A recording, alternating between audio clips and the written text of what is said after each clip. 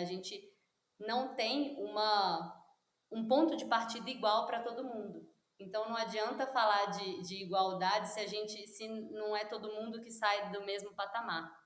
Então acho que a gente ainda está muito longe, né, de ter uma desigualdade, de ter uma igualdade não só de gênero, mas também, né, de raça, de inclusão, né, de pessoas. Hoje a gente não sai do mesmo patamar, então eu acho que não adianta falar de identitarismo, porque eu acredito que a questão é muito mais estrutural, né, estrutural e sistêmica do nosso sistema hoje.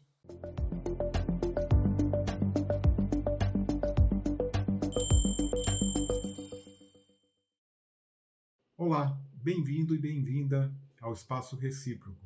Hoje nós temos a alegria de receber aqui a Juliana Miranda Mitkiewicz, que fez graduação em Engenharia Ambiental na Universidade Federal de Ouro Preto, terminou em 2011, onde também teve uma oportunidade de fazer um estágio na Coreia do Sul. Fez um mestrado executivo em Sistemas Sustentáveis de Energia na Faculdade de Engenharia da Universidade do Porto, pelo programa MIT Portugal. Ela é doutoranda em Sistemas Sustentáveis de Energia pelo programa MIT Portugal na Faculdade de Engenharia da Universidade do Porto. Ela foi coordenadora de inovação do Instituto Votorantim.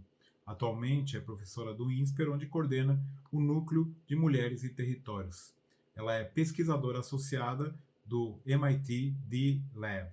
Juliana, queria te agradecer muito pela disponibilidade de conversar com a gente e contar um pouquinho do que você está fazendo. Eu, quando te convidei para essa conversa, você rapidamente aceitou, mas marcamos depois de uma viagem que você faria para Uganda, onde você acabou de voltar. Conta um pouquinho o que você foi fazer lá. Claro, obrigada, Marcelo, pelo convite. Realmente, essa conversa já poderia ter acontecido antes, mas estava com essa viagem marcada. E, bom, eu fui para Uganda trabalhar com o pessoal do MIT de Lab, né, o qual eu faço parte, e a gente foi atuar num piloto de laboratório de design lá, com foco em desenvolver soluções energéticas para campo de refugiados em Uganda. E a maioria desses refugiados né, é do Sudão do Sul. E esse laboratório, né, esse piloto de laboratório de design, ele tinha três objetivos principais. O primeiro era desenvolver, validar a hipótese de que refugiados e pessoas da comunidade de Uganda podem criar soluções mais culturalmente e contextualmente mais apropriadas e mais fáceis de serem implementadas, né, num processo de co-criação ou co-design, onde eles desenvolvem a tecnologia juntos. O segundo objetivo era capacitar o potencial inovador desses refugiados e dessas comunidades né, da Uganda que vivem juntos a desenhar soluções energéticas sustentáveis e conectadas às suas realidades e às suas necessidades. E o terceiro e último era desenvolver e testar um modelo de design participativo para que a ONU para Refugiados pudesse aplicar em vários reassentamentos de refugiados que eles atuam. Então a gente foi para lá, né, resumindo, a gente foi para lá, né, apoiar nessa facilitação desse laboratório de design, desse piloto de laboratório de design. E você ficou lá quanto tempo no final? Eu fiquei lá 3 semanas. E então esse Co-Design Summit foi organizado pelo D-Lab, que você participa como pesquisadora associada. Conta um pouquinho o que faz o D-Lab de maneira geral e em que você colabora lá. Legal. Eu acho que o D-Lab, ele tem três frentes, né, três pilares principais, que são educação, pesquisa e prática de inovação. Então, com o olhar de educação, ele cria e desenvolve experiências transformacionais para os alunos atuarem na redução da pobreza, né, nessa temática de redução de pobreza. No âmbito de pesquisa, ele, né, incentiva e promove pesquisas atreladas a práticas de atuação para a erradicação da pobreza e também pedagogias de design inclusivo. E eu acho que no último tópico, que é a prática de inovação, eles querem, o objetivo é sustentar um ecossistema que suporta esses inovadores que vêm de diversas partes do mundo, né, e que estão atuando nas suas próprias comunidades para resolver problemas reais das suas comunidades, muito focados em desenvolvimento humanitário. Então, eu acho que o que eu fui, e eles têm, né, eu acho que o DLab, e o DLab significa Design, Development and Dissemination Lab, né, que é desenho, disseminação e desenvolvimento, e eles têm 3 diferentes maneiras de atuar com design, que a gente chama de 3 diferentes maneiras de design participativo, que é o design que é onde eu vou desenvolver, eles vão, né, vão pegar um grupo de estudantes ou um grupo de designers e vão identificar um problema e desenhar essa solução para uma comunidade, para um grupo necessitado. Tem o Design Com, que é a co-criação, que é o Co-Creation Summit, que foi um dos que eu fiz parte, que é juntar diferentes pessoas, diferentes habilidades. Então, nesse Co-Summit, né, nesse Co-Creation Summit que eu fiz parte, a gente teve tivemos participação dos refugiados, das pessoas que vivem junto com os refugiados em Uganda, né, de Uganda. A gente teve a participação de ONGs, a participação de experts em diferentes áreas, por exemplo, em fogões, em tecnologias alternativas de energia e facilitadores. Então, a gente traz experiências diversas para co-criar, né, uma solução para um determinado problema, que é o Design Com, e tem o Design Pelo, né, que é quando a gente capacita a própria comunidade em ferramentas para que ela possa criar suas próprias soluções dentro da sua comunidade. E esse design pelo é um método que o DLab criou, que chama CCB, que é o Creative Capacity Building. Então, tem 3 tipos de design, que é o design com, o design para e o design pelo. Nossa, muito, muito legal. Interessante e realmente poder fazer a diferença no campo, né? Na prática, é uma coisa incrível. Eu estava olhando e pesquisando um pouco o teu currículo para a gente conversar, e eu percebi que já muito cedo você começou a ter oportunidades de viajar, né? Durante a tua formação, não sei se foi logo depois, em engenharia ambiental na UFOP, você já teve a oportunidade de fazer um estágio na Universidade Postec, na Coreia, que é uma das principais universidades coreanas. Conta como foi essa experiência tão jovem e o que você fez lá durante esse estágio. Bom, foi a primeira vez que eu saí do Brasil, né? Então, acho que já começa aí, eu estava na faculdade, acho que eu estava no 6º ou 7º período, eu nunca tinha saído do Brasil, então foi a minha primeira experiência fora, do outro lado do mundo, com outra cultura completamente diferente, com outro clima diferente, porque eu cheguei lá, estava nevando, eu nunca tinha visto neve, eu peguei uma tempestade no dia que eu cheguei. Então, acho que foi tudo muito diferente, né? Uma experiência incrível, cultural e pessoal, mas ao mesmo tempo também profissional, porque eu tive a oportunidade de trabalhar no laboratório de metalurgia limpa, que eles chamam, né? Que é o Clean Metallurgical Lab. E eu ficava diretamente trabalhando com um alto forno em escala piloto para tentar produzir aço sem emissão de gases de efeito estufa, então, que a gente chama de aço verde. Então, quais seriam as proporções de vários reagentes que a gente deveria colocar no alto forno, simular isso para ver, né, o que produziria menos fuligem e menos gases de efeito estufa. Nossa, muito impressionante, né? A primeira viagem para fora, já ser logo na Coreia, realmente um choque, né, de realidade. E depois você continuou essa trajetória fazendo o mestrado, né, na Universidade do Porto, num programa em parceria com o MIT, que pelo que eu entendo você também continua aí fazendo o doutorado.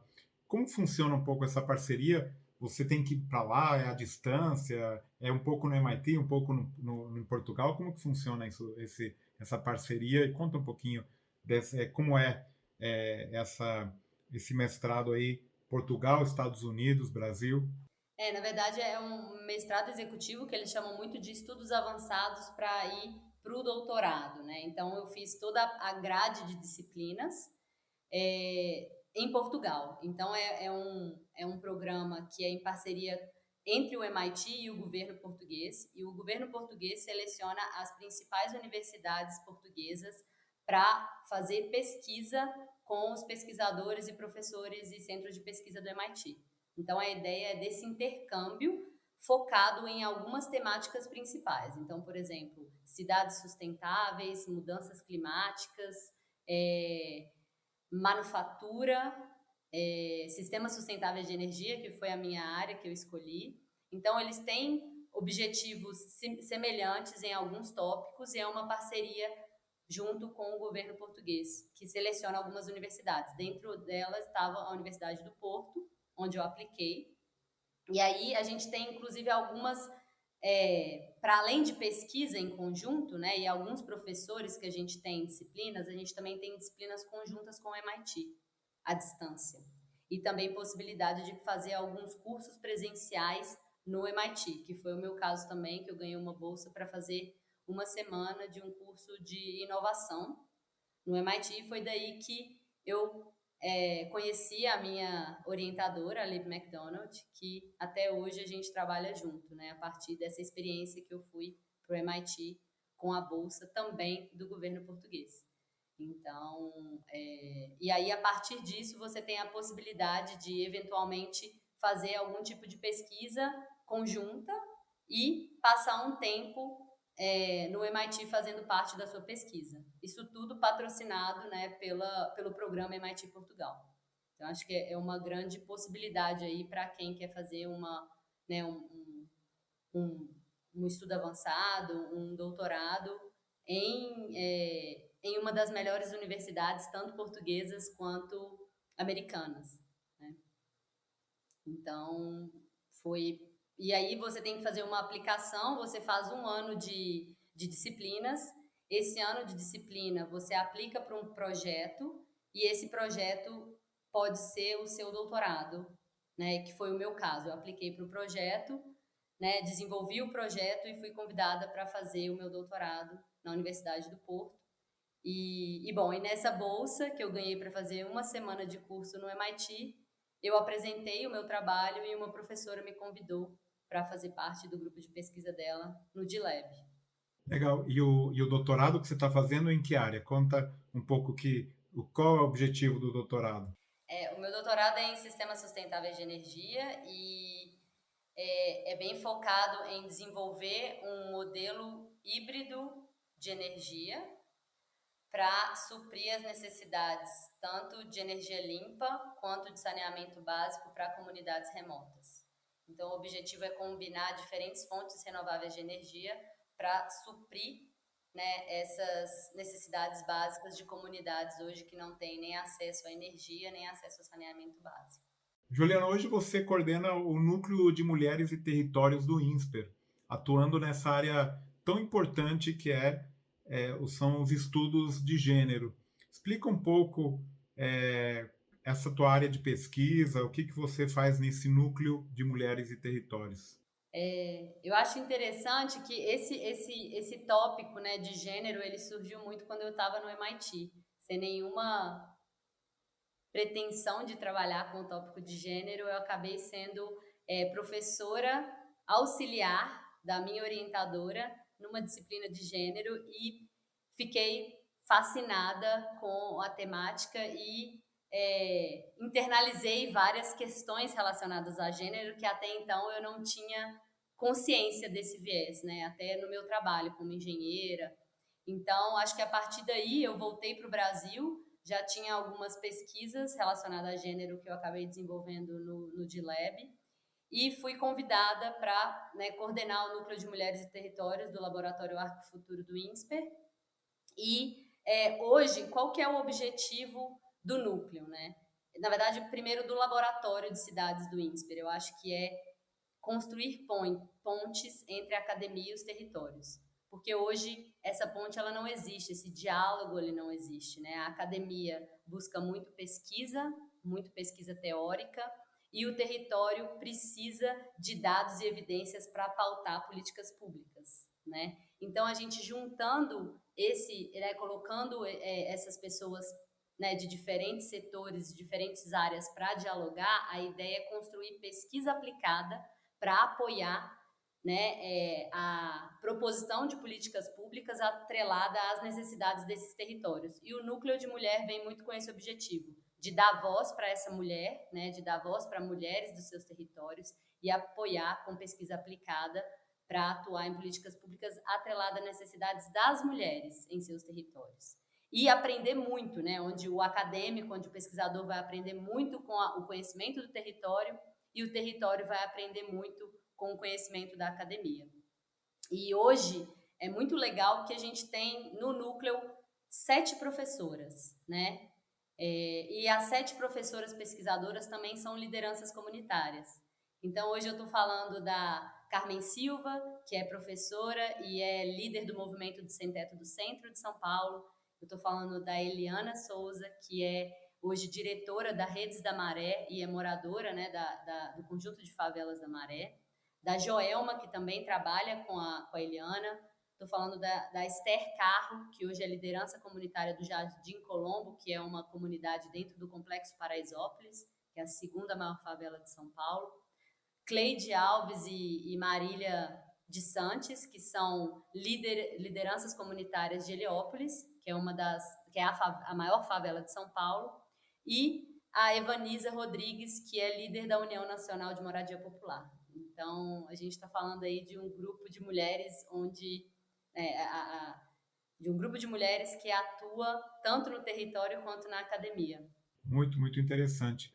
E além de tudo isso, você até pouco tempo atrás você também coordenava inovação no Instituto Votorantim. Isso mesmo? Como que você? Primeiro, quando você dá conta de fazer tudo isso, e que você fazia ali nessa área de inovação? Eu acho que, bom, acho que eu sempre gostei muito, eu nunca gostei muito de ficar em uma área, né? Sempre gostei muito de permear esse meio corporativo e o meio acadêmico e com ações práticas, né? Com a sociedade civil, porque eu acho que juntando esses três atores, é assim que se faz a real inovação social, né? Então, eu acho que tem que ter muito diálogo entre esses setores. Então, para mim, sempre foi um aprendizado muito grande permear todos esses três setores. Bom, e no Instituto Votorantim, o que eu fazia muito atuando na ponta, não só com o núcleo, mas com disciplinas, com a atuação do meu doutorado, que eu fiz muito projeto na ponta, atuando com as comunidades, eu acabei olhando estrategicamente, aprendendo muito sobre estratégia corporativa e ESG dentro do Instituto Votorantim. Então, lá o que a gente fazia era desenvolver programas e projetos socioambientais para atuar junto com os clientes do Instituto Votorantim, que eram as empresas investidas do grupo. Então, a gente olhava para a gente construía as estratégias ESG e atuava para implementar essas estratégias a curto, médio e longo prazo com os programas e projetos que a gente desenvolvia. E sempre olhando agora com uma visão de core business, né? Como que a gente pode atuar no core business da empresa e gerar impacto, gerar valor para a sociedade. Pela tua área de pesquisa, atuação profissional, você sente na pele as dificuldades e a luta das mulheres por mais oportunidades e igualdade. Eu queria que você comentasse um pouquinho como você enxerga os avanços nessa questão. Ainda estamos longe de uma realidade mais justa? Como que você enxerga esse movimento neste país que a gente e no mundo, né, que a gente está vivendo hoje em dia? É uma pergunta difícil, né? Assim, bom, eu acho que esse movimento, eu acho que ele está longe de ser justo, né? A realidade ainda está longe de ser equilibrada.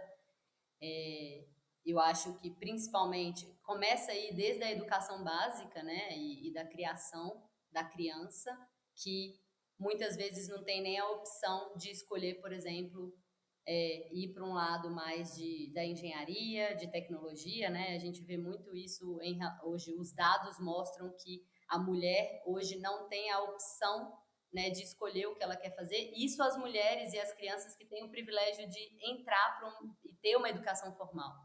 Então, considerando hoje que a maioria da população hoje, né, principalmente a criança, não tem o direito de ir para a escola, ou a gente tem um sistema muito defasado, um sistema educacional muito defasado, né, a gente não tem um ponto de partida igual para todo mundo. Então, não adianta falar de igualdade se não é todo mundo que sai do mesmo patamar.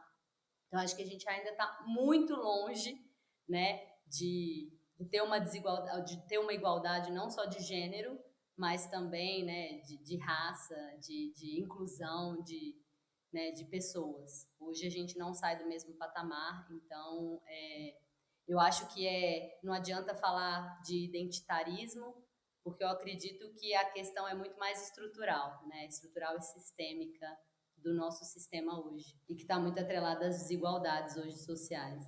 Sem dúvida, a gente está ainda muito, muito longe de uma realidade mais justa. Juliana, queria que você recomendasse para os nossos ouvintes, nosso público, um livro, um podcast, uma série, um canal no YouTube, qualquer coisa que vier aí na sua cabeça. Tá, bom, livros tem alguns, né, mas eu vou recomendar então um que eu li quando eu estava em Uganda, que eu apaixonei, que é também da Carla Madeira, também mineira, né, como eu, e o livro é O Tudo é Rio. É um livro extremamente sensível e é um romance muito sensível e muito sutil sobre relacionamentos, e eu gostei bastante. E também queria recomendar um livro que eu estou lendo agora, não terminei, mas já quero recomendar muito, que eu estou adorando, que, né, é de dois pesquisadores do MIT, um casal que ganhou o Prêmio Nobel de Economia, né, que é o Abhijit Banerjee e a Esther Duflo, né, que são pesquisadores do J-PAL, que é o segundo laboratório que eu mais admiro no MIT, e que é Boa Economia para Tempos Difíceis. É um livro, né, que eu estou gostando bastante de ler e que tem um foco muito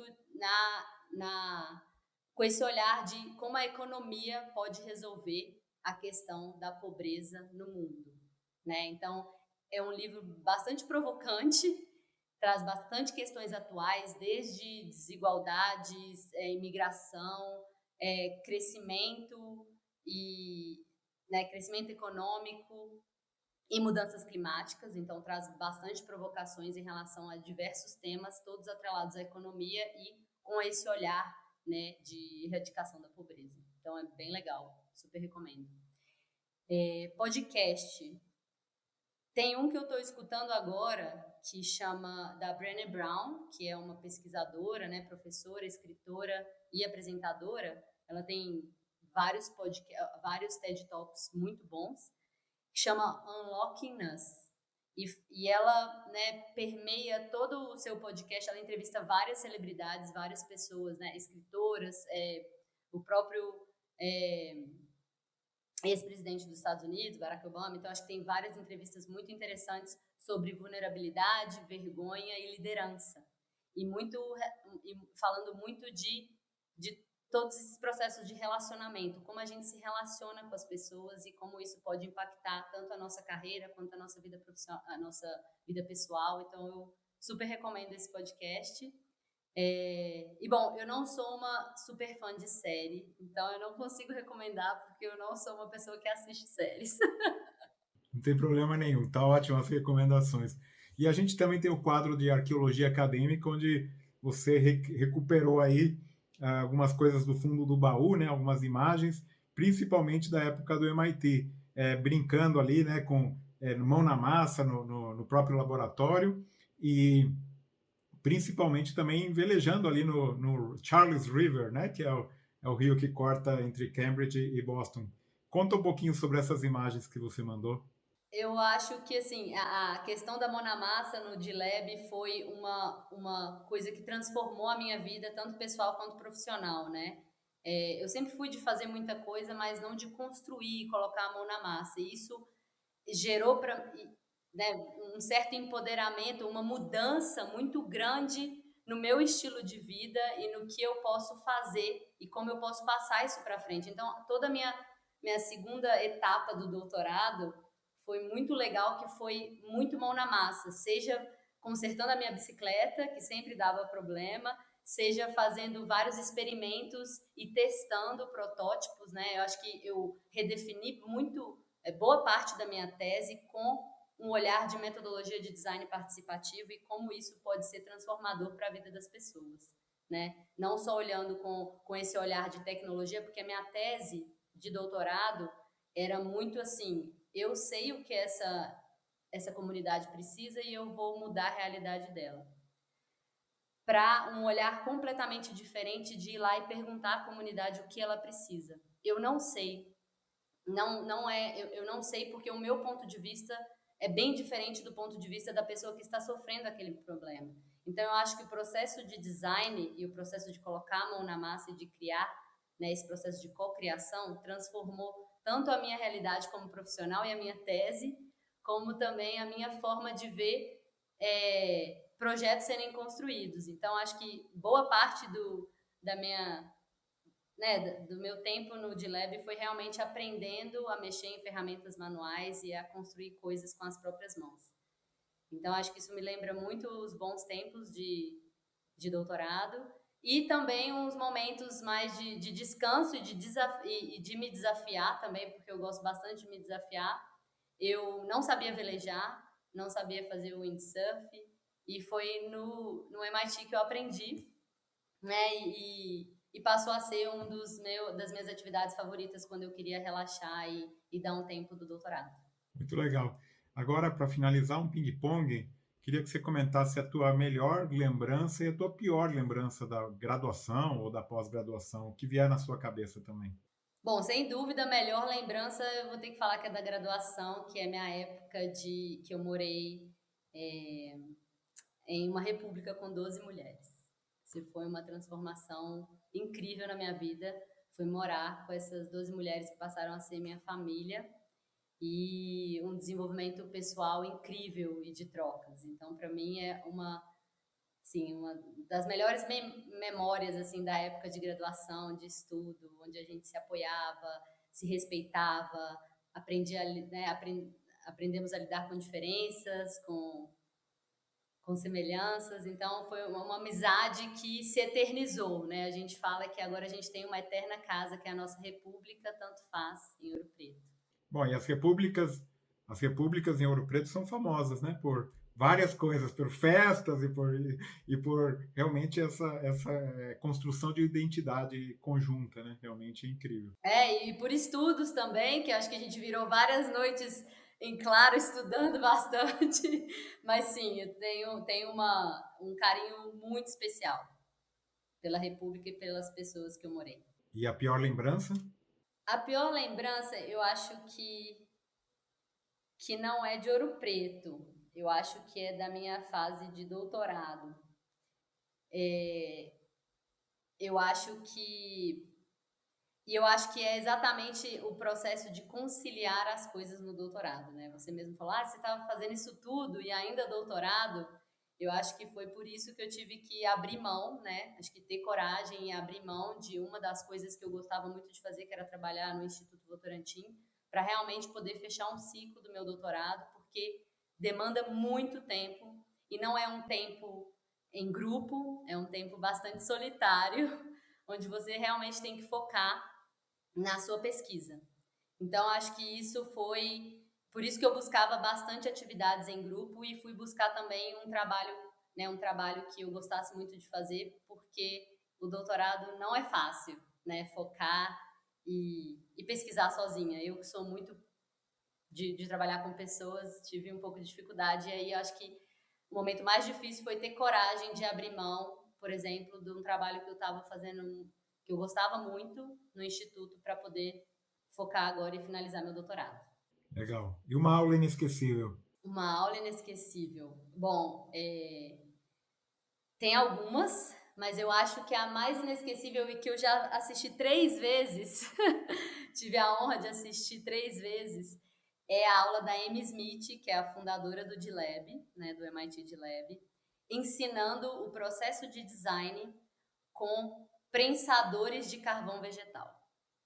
Isso para mim é impagável. O jeito simples, didático e objetivo dela engajar todas as pessoas, seja de pessoas com pós-doc até pessoas analfabetas, todas na mesma sala, aprendendo o processo de design com de uma maneira muito simples e objetiva e, e muito visual. Então isso para mim, fiquei fascinada com o sistema de educação popular inclusiva, que é a que eu acredito, né, e que eu tenho desenvolvido aqui no Brasil, né, no INSPER.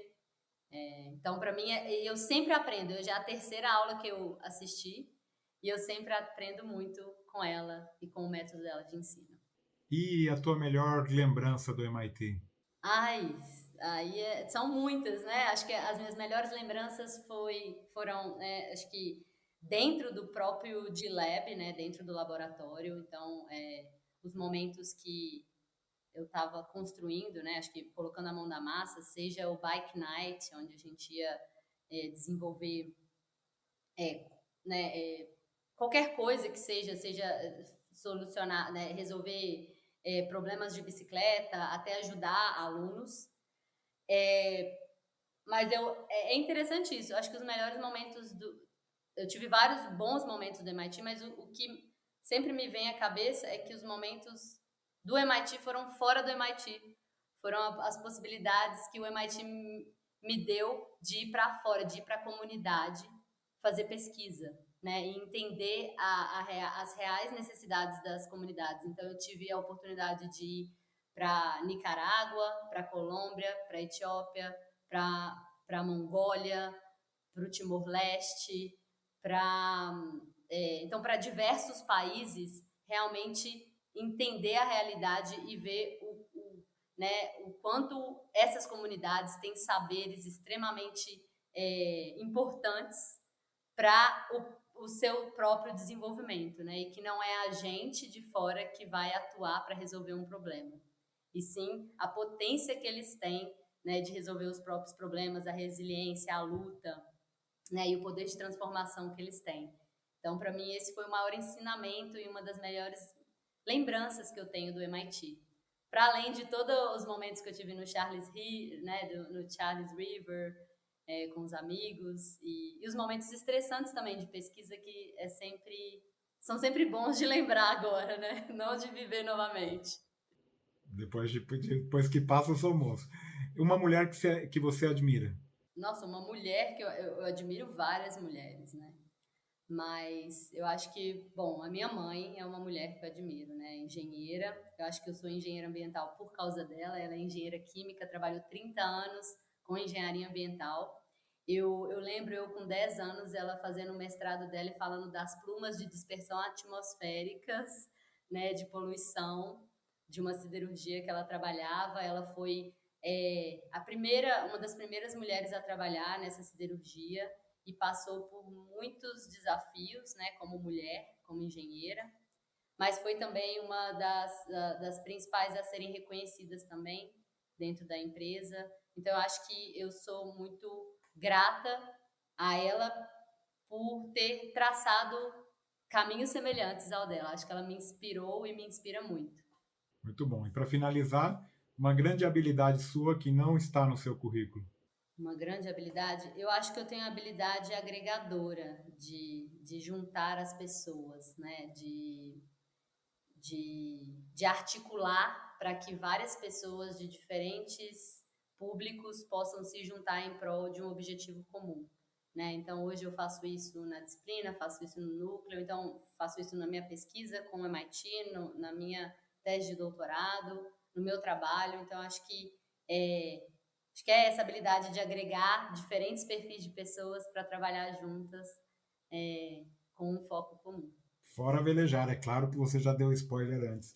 Bom, Juliana, obrigado pelo teu tempo, disponibilidade, parabéns aí pelo teu trabalho e desejo que você realmente tenha um excelente final de doutorado aí pela frente. Muito obrigado, viu, Juliana? Eu que agradeço, Marcelo. Muito obrigada e ótimo dia para você aí também.